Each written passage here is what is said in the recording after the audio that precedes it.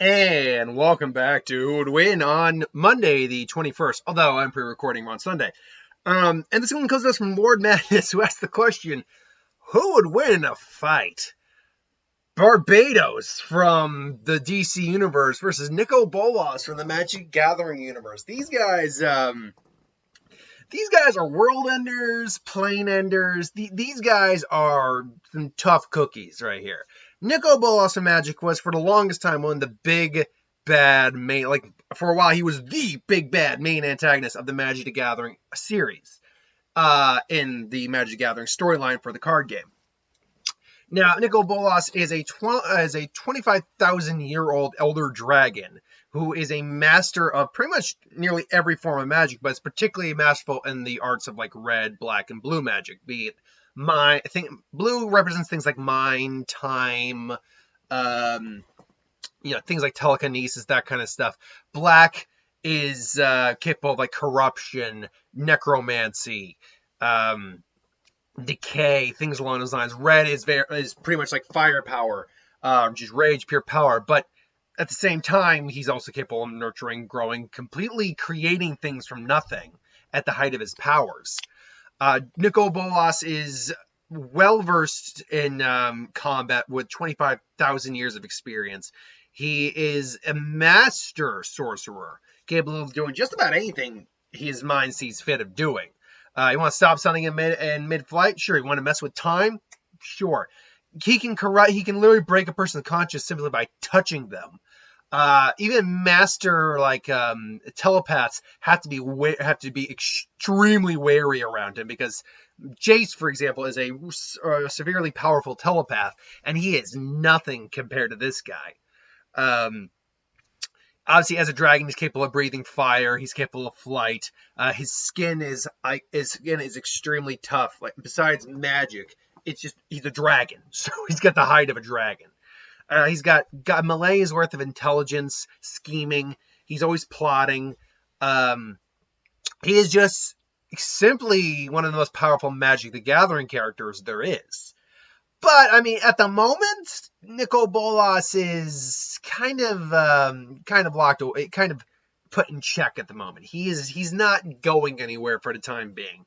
We will eventually see Nicol Bolas again. Let's be honest. He will eventually come back. The fact that they did not kill him signifies he's coming back at some point. But more importantly, it's what Nicol Bolas was at the height of his power. And at the height of his power, he was a god. He couldn't die.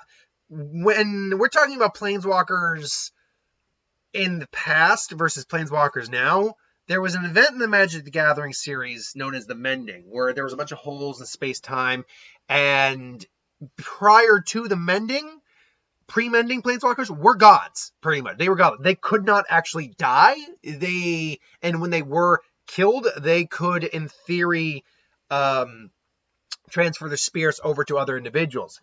After the Mending, they lost a lot of that power. Planeswalkers are still generally stronger than your average character without a planeswalking ability, but they are much more susceptible to defeat and death, as Nicol Bolas unfortunately, found out. It's like that's what his whole goal was for the longest time, was to regain his power.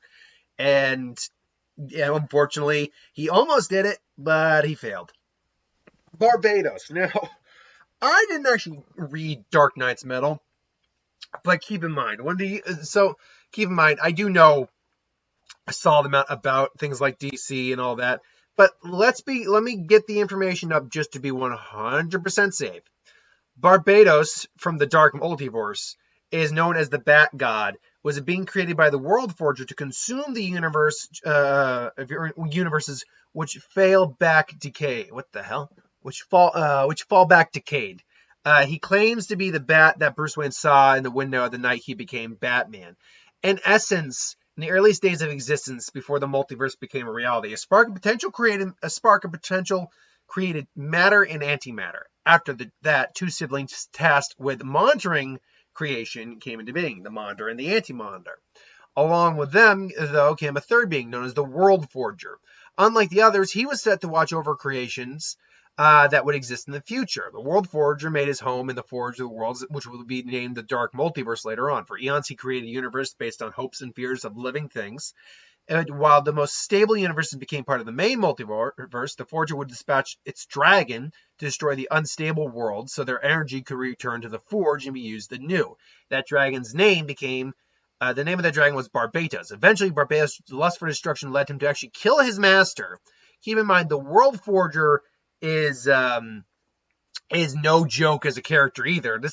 These are all multiversal characters right here. Like the beyond, in fact, they're probably even beyond multiversal. Like Antimonitor and the Monitor are like or not outerversal, but like hyperversal. They exist beyond multiverse because they're viewing the multiverses. That's how powerful they really are. And Barbatos grew strong enough to kill this character. So, as pretty much a cosmic demon dragon, a god, if you will, he's a being of pure destruction, able to consume in unstable universes. He was able to strike down the World Forger's former master. The combined might of the Flash, Cyborg, Raven, and with backup from various realities was not enough to stop him. With his physiology, he is more or less invulnerable. The Nth metal is one of the few things that can harm him. In the Dark Multiverse, Nth metal is useless because Barbatos is useless against Barbatos. Despite Hawkgirl flying through his chest with a blade fashioned from Element X, he was only temporarily stunned. Cosmic awareness, he possesses vast knowledge of different realities in the dark and the dark universe as well. Enhanced senses, obviously being a he watched the War of Bats, Birds and Bats at the Dawn of Man from the Dark Multiverse. Dark manipulation, electroblast, dark lightning basically from his hands, kind of like force lightning. Reality alteration, Barbatos can create worlds. Barbatos can broadcast the anti-music consisting of the wall of billion failed worlds. From his scream, able to bend reality as seen when Barbatos was going to release its dark music and sink Earth Zero so low within the dark multiverse to the point it could never be raised again. He can infect others with the energy of the dark multiverse, which fills them with visions of failure and death. Illusion casting, he can create illusions so powerful that it feels like reality, so said Superman.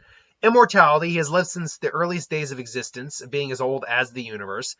Immortality does not mean he can't die. Keep that in mind. Transmutation, he can turn others into he has turned beings into demon-like entities with his powers before, such as turning Carter Hall into his dragon and Kendra Saunders into Lady Blackhawk.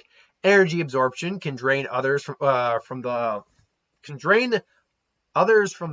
life force by touching them. Okay, someone miswrote this. He can drain others of their life force just by touching them.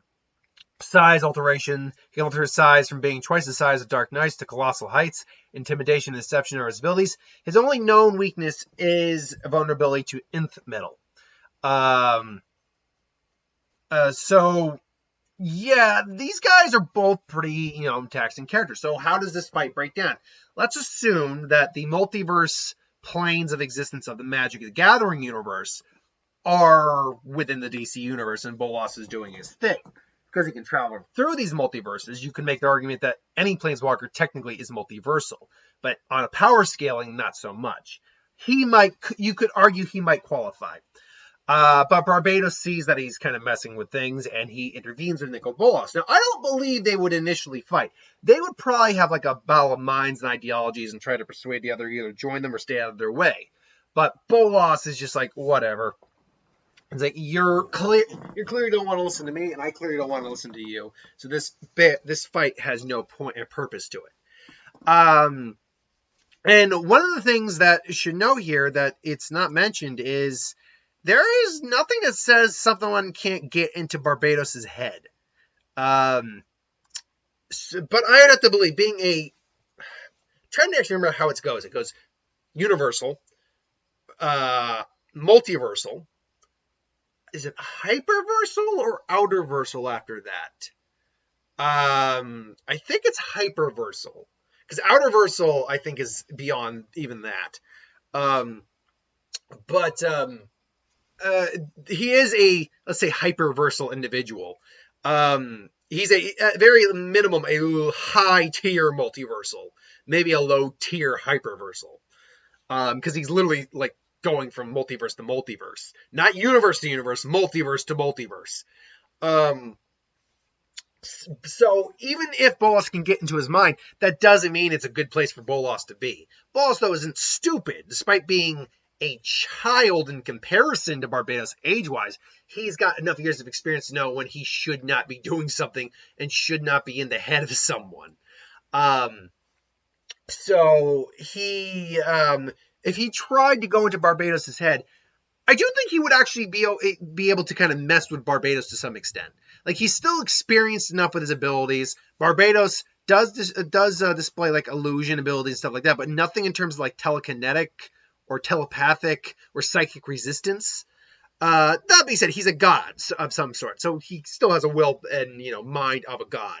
So while Nicol Bolas probably wouldn't be able to break him, certainly, I think he'd be able to mess with his head a little bit. But Bolas would also be quick to be like, nah, I'm not going to try that again. So then the actual fight takes place. Now, this probably does get drawn to the Dark Multiverse. Now, luckily, because of the nature of the Dark Multiverse, and because of Bolas' nature, Bolas feeds off of red, black, and blue mana for his main source of power. It doesn't feed. He draws from it. Now, the representation of those things are usually, in the game of Magic, are lands. Islands, swamps, and mountains, respectively, for blue, black, and red mana. Now, in the Dark Multiverse, I would imagine that sounds, you would think, just by the sound, it sounds like something that would be saturated at minimum with black mana. It sounds like that. Maybe it is, maybe it's not. I would be willing to argue that it probably is. So at minimum, Bolas does have dark mana to feed off of in this black mana, in this case, not dark mana, black mana to feed off of in this scenario. But the ultimate problem I'm actually going to see here is that while Bolas, for at least the sounds of it, can do some things that Barbatos can't do. For instance, he can manipulate time to some degree, although Barbatos can manipulate reality on a much higher degree. Bolas can manipulate reality too, as he was able to completely warp a plane to his ideology and beliefs. But his level of reality warping clearly is not on the same level as Barbatos's is. So they would duke it out for a while, spell casting. Bolas might even be able to one-up him on a few things. Again, mental attacks, freezing time, things along those lines. But it really just comes down to the whole concept of the power tiers we're looking at here. As much as I love Bolas... One second, I'm just adjusting a pillow right now. Pillow sheet was coming off. Pillowcase is coming off. As much as I love Bolas, he is probably one of my favorite planeswalkers. Ugin's actually probably my favorite. I love Ugin. As much as he is one of my favorites, and as much as he's probably one of the strongest individuals in the Magic the Gathering universe, we're dealing with a character here in Barbatos who's clearly a being beyond something Bolas is capable of normally handling. Because, again, Bolas, because it's hard to actually say what tier of a universal being, or what tier of a being Bolas is, because of the nature of Magic the Gathering itself. It's not like all these planes are floating in space. They're, like, the plane is a planet floating in space. It's kind of the way you can go about it. If you were to exit the atmosphere of the plane, would you go into space? I don't think you would. I think because of the magical nature and fantasy nature of the Magic the Gathering universe, you just kind of would keep going. But it is still technically a multiverse. It is a huge multiverse. Not even technically, it is a multiverse. The planes exist in the different worlds and all that. So Bolas is a multiversal being. But Barbatos is a far greater multiversal being who actually feasts on universes. Because the thing about Bolas being multiversal is the fact that it's not a universe when you go to a plane. It's just a plane of existence. It is a planet, if you will, that has, all of its realms and stuff like that, but it's still just a finite space on a much smaller scale than a universe. Whereas when we talk about this being Barbatos being able to consume universes, we're talking about galaxies, solar systems, planets, stars, the whole works. That's what makes up a universe. Antimatter, dark matter, all that. That is what makes up a universe. Bolas is not that tier of power. He just isn't. And I love Nicol Bolas. I am one of the people who loves Nicol Bolas, but he is not that tier of power by any damn means. He's just not that strong comparatively. So as much as I love the dragon, I gotta go with the bat in this case. Barbatos to me is the winner in this fight. But ultimately, just my opinion. What do you think in the comments below? You think Bolas could actually completely whip him or just barely eke out a win? You think Barbatos would just win every single time? Put in the comments below and let me know. But thank you for watching. I hope you enjoyed. Like, comment, share, subscribe. As always, if you want us to review something, put in the comments below. Let us know. We'll do a review of it at some point. Ideas for who wins, Star Wars, Superior Magic, What If, anything I do on the channel, put that in the comments below. Let me know. I'll get to that at some point. So I'll be back with the What If and a little later because this is the week of What If. Thanks for watching. I'll see you next time.